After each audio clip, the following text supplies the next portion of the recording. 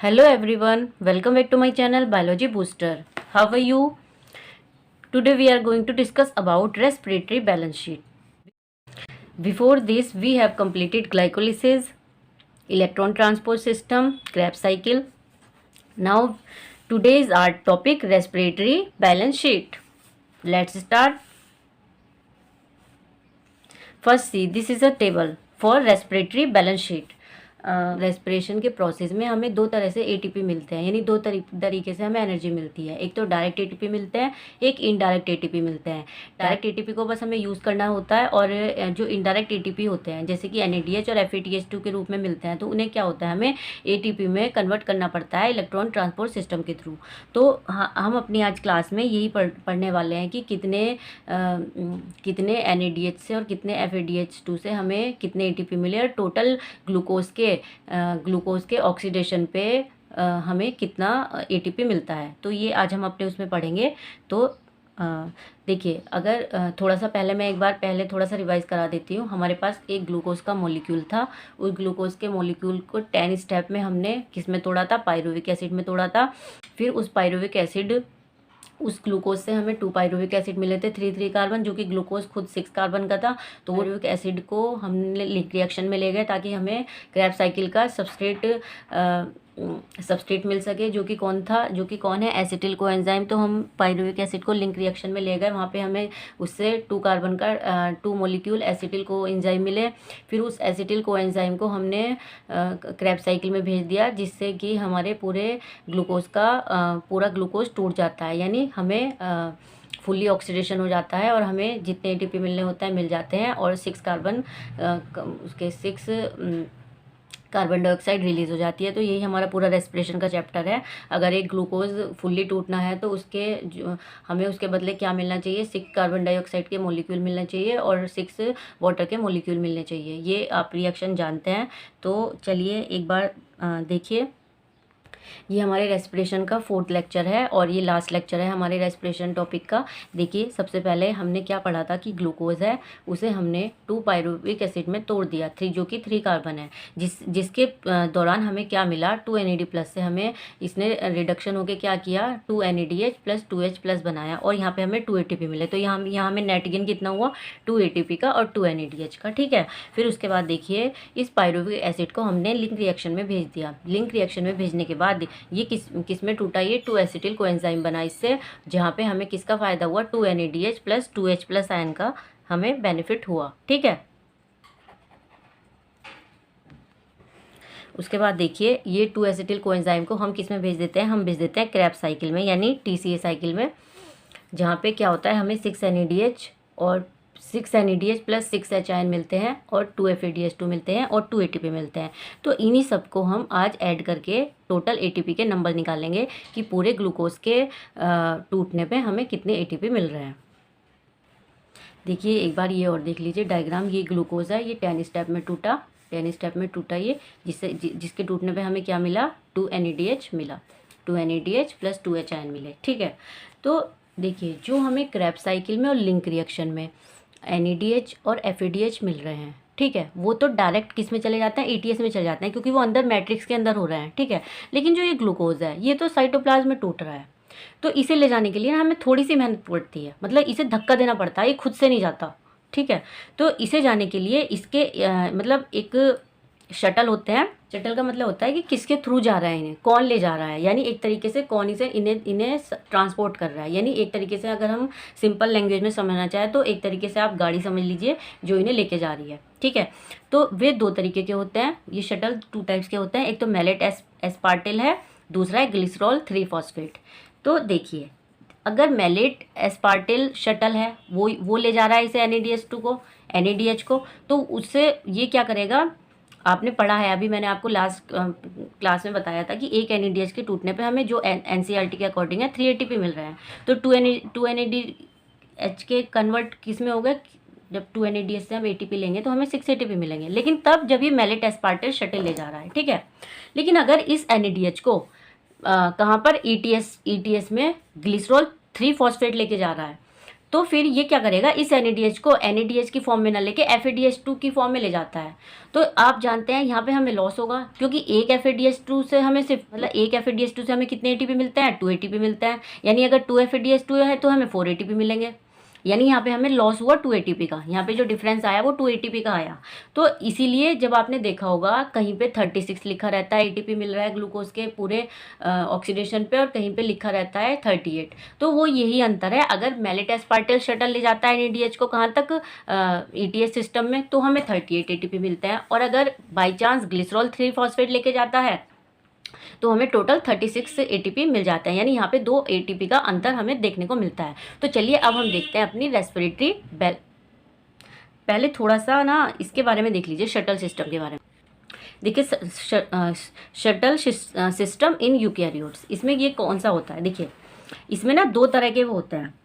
जैसे ग्लाइकोटिक हुआ, ये जो ग्लाइकोटिक NADH है ना, कांट एंटर माइटोकॉन्ड्रिया डायरेक्टली, ये खुद से माइटोकॉन्ड्रिया के अंदर नहीं जाता, इसे ना ले जाना पड़ता है।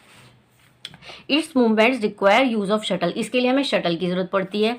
अब ये कौन सी शटल है, ये इसमें इन यूकैरियोट्स में 2 शटल्स काम करती है। एक तो ग्लिसरॉल 3 फॉस्फेट शटल है, दूसरी मैलेट एस्पार्टिल शटल है। तो देखिए अगर ये काम कर रही है ग्लिसरॉल 3 फॉस्फेट, तो ये करती है अकर इन मसल ब्रेन, यानी मसल ब्रेन मतलब ब्रेन की मसल। ग्लिसरॉल 3 फॉस्फेट है, ये होता है मसल ब्रेन में, ठीक है। थ्रू दिस शटल ATP, यानी इसके थ्रू हमें कितना मिलता है, 36 ATP, ठीक है। और अगर मैलेट एस्पार्टिल है, ये होता है हार्ट और किडनी की। अगर ये वाली ये काम कर रही है तो नो लॉस ऑफ ATP, यानी हमें पूरा जितना मिलना चाहिए उतना मिल जाता है, 38, ठीक है। तो अब हम एक बार अपनी रेस्पिरेटरी बैलेंस शीट देख लेते हैं कि हमें कितने ATP मिले हैं।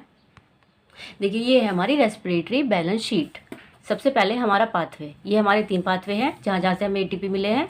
Glycolysis, link reaction, Krebs cycle, जिसे हम TCA साइकिल भी बोलते हैं।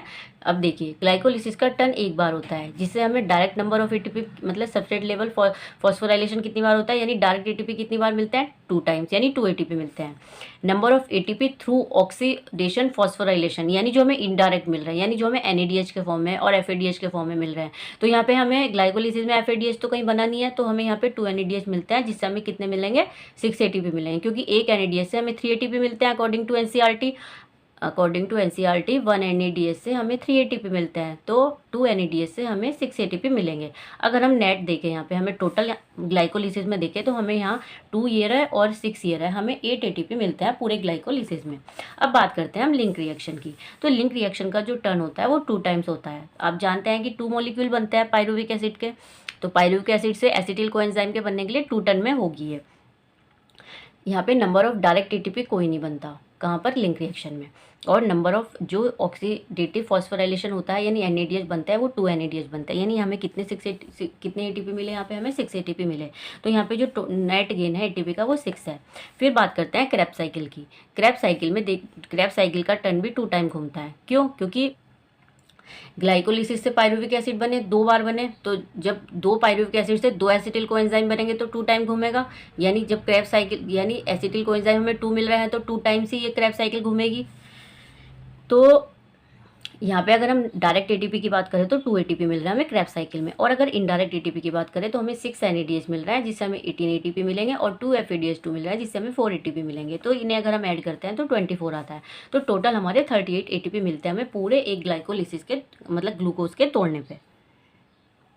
अगर हम बात करें, अगर आपसे पूछे कि भाई एरोबिक रेस्पिरेशन में कितने ATP मिल रहा है, तो आप जवाब देंगे कि 38 पूरे, मतलब अगर एरोबिक रेस्पिरेशन हो रहा है तो 38 ATP मिल रहे हैं।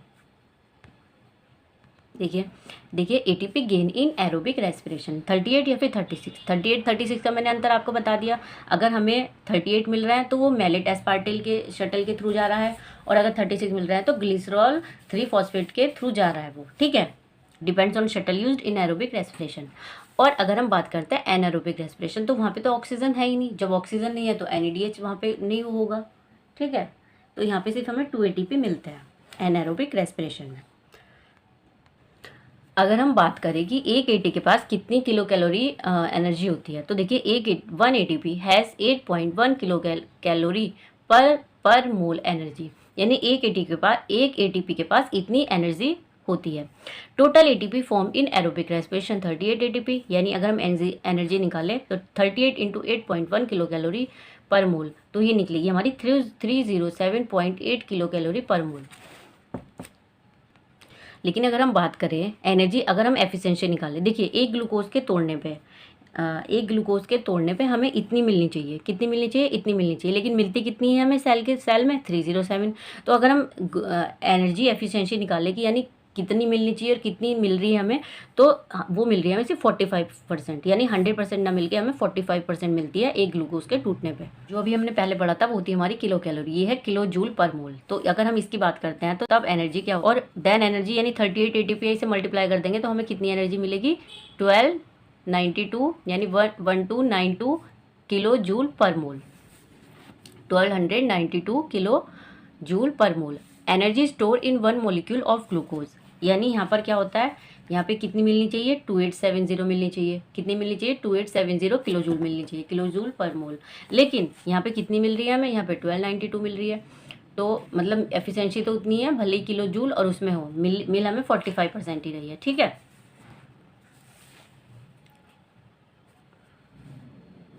देखिए अगर आपसे पूछे कि भाई क्रेब्स साइकिल का जो पाथवे है वो क्या है, कैटाबॉलिक है, एम्फीबॉलिक है या फिर एनाबॉलिक है, तो आप जवाब देंगे एम्फीबॉलिक है। क्यों, क्योंकि उसमें दोनों तरह के प्रोसेस होते हैं, कैटाबॉलिज्म भी और एनाबॉलिज्म भी। कैटाबॉलिज्म क्यों हुआ, क्योंकि उसमें ग्लूकोज टूट रहा है। एनाबॉलिज्म क्यों हुआ, क्योंकि उसमें एनर्जी बन रही है, एटीपी बन रहा है।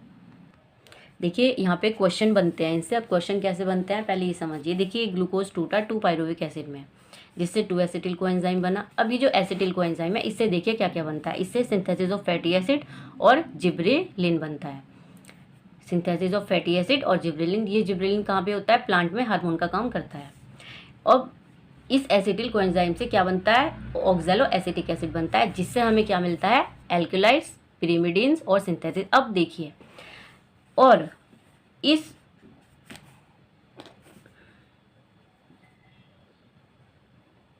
ऑक्सैलो एसिटिक के साथ साथ क्या क्या बनता है, कीटोग्लूटारिक एसिड और सक्सिनिल कोएंजाइम, यानी ये भी हमारे इस पाथवे में बन रहा है। इससे हमें क्या मिलता है, अल्फा कीटोग्लूटारिक एसिड से प्रोटीन सिंथेसिस होता है और सक्सिनिल कोएंजाइम से क्लोरोफिल फाइटोक्रोम सिंथेसिस होता है। देखिए ये हम क्यों पढ़ रहे हैं, ये हम इसलिए पढ़ रहे हैं क्योंकि एग्जाम में क्वेश्चन बन जाता है कि एसिटिल कोएंजाइम से किस किस चीज़ का सिंथेसिस होता है। तो फैटी एसिड जिब्रेलिन, अगर आ जाए कि ऑक्सैलो एसिटिक एसिड से क्या बन रहा है, तो एल्केलॉइड्स, पिरिमिडिन्स सिंथेसिस। और अगर आ जाए कि भाई प्रोटीन सिंथेसिस किससे हो रहा है, तो वो हो रहा है अल्फा कीटोग्लूटारिक एसिड से। सक्सिनिल कोएंजाइम से क्या बन रहा है, क्लोरोफिल फाइटोक्रोम। तो समझाने का मेन मोटिव ये है कि जो हमारा रेस्पिरेशन है ये एम्फीबॉलिज्म है, क्योंकि इसमें चीज़ें टूट भी रही हैं और इसमें चीज़ें बन भी रही हैं, ये सब बन रहा है।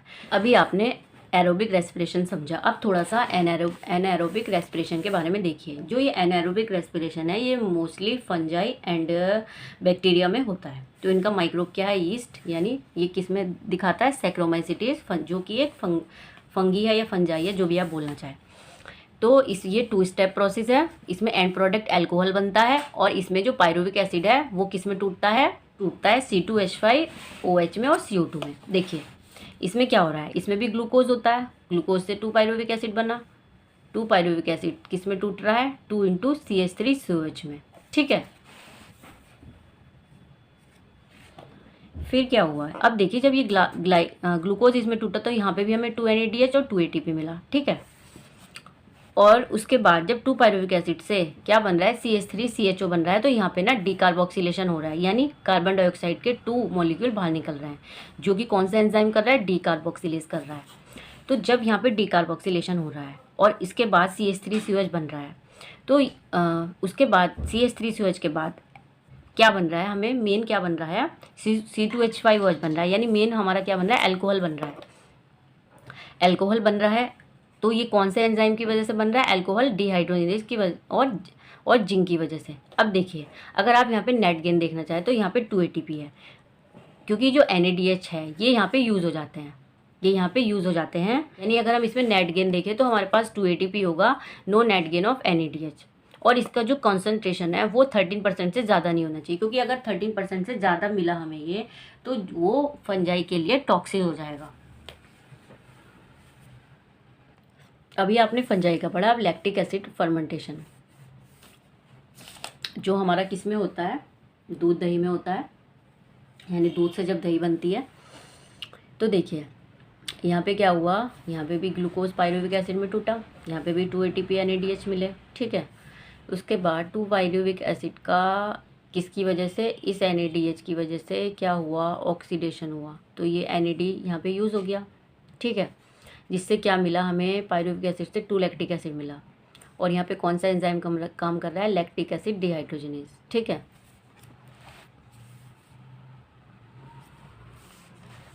ये जो माइक्रोब है ये लैक्टिक एसिड बैक्टीरिया है, ये 1 स्टेप प्रोसेस है। पायरुविक एसिड से क्या बन रहा है, लैक्टिक एसिड, 2 ATP और एनर्जी, नो CO2, यहाँ पे कोई CO2 नहीं बनती। Oxidation of NADH is slow, इसका जो ऑक्सीडेशन ऑफ है वो कंपैरेटिवली एरोबिक रेस्पिरेशन के उसमें कमज़ोर है, यानी हल्का है, स्लो है। अगर इनकी एनर्जी एफिशिएंसी की बात करें एनारोबिक तो net gain 2 ATP, efficiency 2 ATP upon 38 ATP into 100 यानी 5%, जो कि NCERT में लिखा है less than 7% of energy release, यानी 5% तो 7% से कम हुआ, तो यहाँ पे इसकी जो एनर्जी एफिशिएंसी होती है वो 7% से कम होती है। अब थोड़ा देख लीजिए रेस्पिरेटरी सबस्ट्रेट के बारे में। मैंने आपको शुरू में ही बताया था, जो प्रीवियस लेक्चर है हमारे, उस हमारे पास 3 तरह के रेस्पिरेटरी सबस्ट्रेट होते हैं। रेस्पिरेटरी सबस्ट्रेट क्या होते हैं, रेस्पिरेटरी सबस्ट्रेट वो होते हैं जो हमसे खाया जाए, जो हम खा लें और जिसके टूटने के बाद हमें एनर्जी मिल जाए, जो ईजिली टूट जाए और जिसके टूटने पे हमें एनर्जी मिलती है, उसे रेस्पिरेटरी सबस्ट्रेट बोलते हैं। तो फैट, कार्बोहाइड्रेट, प्रोटीन्स, इनका देखिए कैसे कैसे टूटते हैं। कार्बोहाइड्रेट का हमने पूरा पढ़ा ही है, ये सिंपल शुगर होती है, ग्लूकोज से, ग्लूकोज ये पूरा आपने पढ़ा ही है। ग्लूकोज 6 फॉस्फेट बना, फ्रुक्टोज 1 6 फॉस्फेट बना, उसके बाद 2 तरह के वो बनते हैं, DHAP और glyceraldehyde 3 phosphate, glyceraldehyde 3 phosphate. DHAP की full form dihydroxy acetone phosphate होती है। फिर उसके बाद ये ग्लिसरॉल डिहाइड 3 फॉस्फेट आगे चल के क्या बनाता है, पायरुविक एसिड बनाता है, यानी 2 मॉलिक्यूल हमें पायरुविक एसिड मिल जाते हैं। ये देखिए ग्लिसरॉल डिहाइड से हमें पायरुविक एसिड मिल रहा है। उसके बाद एसिटिल कोएंजाइम, और एसिटिल कोएंजाइम को क्रेब्स साइकिल में भेज देते हैं, जिससे हमारा पूरा ऑक्सीडेशन ऑफ ग्लूकोज हो जाता है। अगर हम फैट की बात करें तो फैट किस में टूटता है, फैटी एसिड एंड ग्लिसरॉल होते हैं इसमें। जैसे कार्बोहाइड्रेट का मेन सबस्ट्रेट मतलब ग्लूकोज होता है, और फैट का क्या होता है, फैटी एसिड एंड ग्लिसरॉल। ये किस में होता है, ये सीधा टूटता है किस में, एसिटिल कोएंजाइम में। यानी अगर हम तीनों में कॉमन देखें, किस में, प्रोटीन, अमीनो एसिड, नहीं प्रोटीन से अमीनो एसिड हुआ प्रोटीन का मेन सबस्ट्रेट, तो इन सब का जो कॉमन है वो एसिटिल कोएंजाइम है। पायरुविक एसिड फैट में नहीं बनता है, वो सिर्फ प्रोटीन और कार्बोहाइड्रेट्स में बनता है। तो अगर इनका मेन आपसे कॉमन पूछे प्रोडक्ट, तो इनका जो कॉमन प्रोडक्ट है वो है एसिटिल कोएंजाइम, क्योंकि तीनों से एसिटिल कोएंजाइम बन रहा है बाद में, जिसे क्रेब्स साइकिल में भेज दिया जाता है। अब थोड़ा सा देख लीजिए रेस्पिरेटरी क्वोशंट के बारे में। रेस्पिरेटरी क्वोशंट देखिए, ये क्या होता है, वॉल्यूम ऑफ CO2 इवॉल्व और वॉल्यूम ऑफ O2 कंज्यूम, यानी कितनी CO2 बनी है और कितनी ऑक्सीजन यूज हुई है, कितनी CO2 निकली है, ठीक है।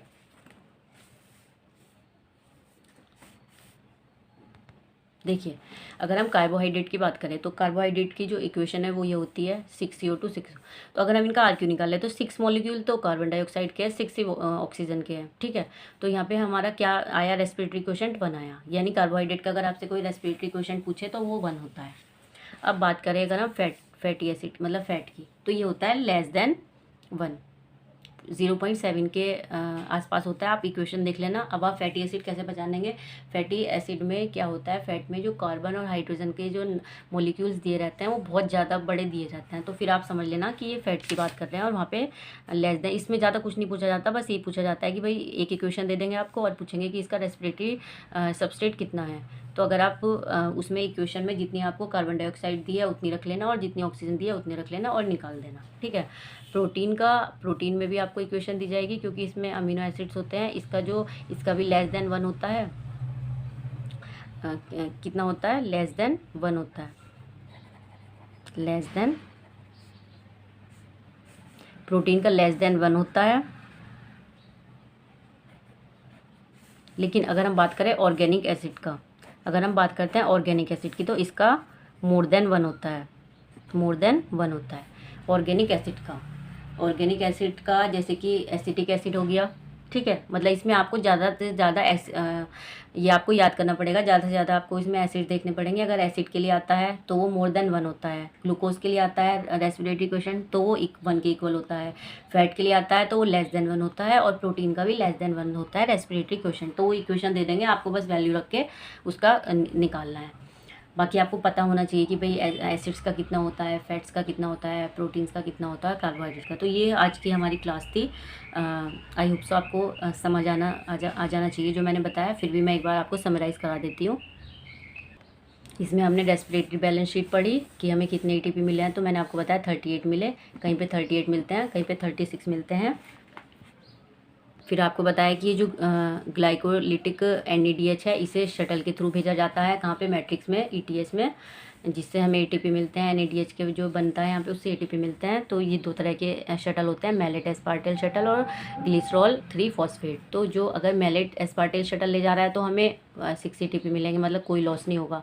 लेकिन अगर हमें ग्लिसरॉल 3 फॉस्फेट ले जा रहा है इसे, तो वो FADH की फॉर्म में ले जाएगा, जिससे हमें 4 ATP मिल रहा है, जहाँ पे हमें 2 ATP का डिफरेंस दिख रहा है। और ये शटल सिस्टम जो होता है ये सिर्फ यूकैरियोट्स में होता है, ये प्रोकैरियोट्स में नहीं होता, क्योंकि जो प्रोकैरियोट्स है उसमें सारी प्रोसेस साइटोप्लाज्म में चलती है, तो उसमें शटल वटल का कोई चक्कर होता ही नहीं है। फिर हमने पढ़ा कि एनर्जी एफिशिएंसी कितनी होती है। ग्लूकोज टूटने पे जो हमें मिलती है वो 45% मिलती है, ग्लूकोज के टूटने में 100% में से। और फिर हमने एनारोबिक रेस्पिरेशन का पढ़ा कि वहाँ पे हमें मतलब कितनी एनर्जी एफिशिएंसी मिल रही है, कितने ATP मिल रहे हैं। तो ये आज की हमारी क्लास थी। आई होप सो आपको समझ आई हो। अगर समझ आई तो वीडियो लाइक करें, चैनल सब्सक्राइब करें। आगे भी आपको इसी तरह की यूज़फुल वीडियो मिलती रहेगी। Thank you so much.